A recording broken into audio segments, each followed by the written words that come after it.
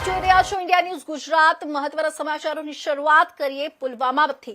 તો 2019ના પુલવામા આતંકી હુમલાના ગુનેગારો અને પાપીઓનો એક પછી એક ખાત્મો થઈ રહ્યો છે।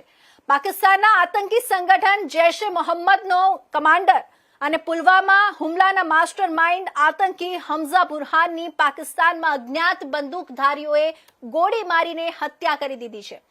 સૂત્રો અનુસાર આતંકી હમઝા બુરહાન પીઓકેના મુઝફ્ફરાબાદમાં આવેલી તેની એક ઓફિસમાં બેઠો હતો। પાકિસ્તાનની ગુપ્તચર એજન્સી આઈએસઆઈએ તેને ઓફિસ અને ખાસ સિક્યોરિટી પૂરી પાડી હતી।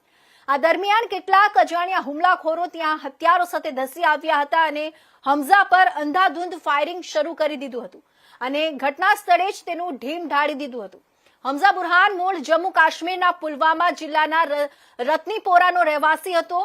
વર્ષ 2017માં તે કાશ્મીરમાં સક્રિય આતંકી પ્રવૃત્તિઓમાં સામેલ થઈ ગયો હતો અને ત્યારબાદ ભારત સરકારની પકડમાંથી બચવા માટે સરહદ પાર કરીને પાકિસ્તાન ભાગી ગયો હતો। પાકિસ્તાનમાં રહીને તે પોતાને એક નિર્દોષ શિક્ષક તરીકે ઓળખાવતો હતો, પરંતુ પડદા પાછળ તેનો અસલી ચહેરો અત્યંત ખતરનાક હતો।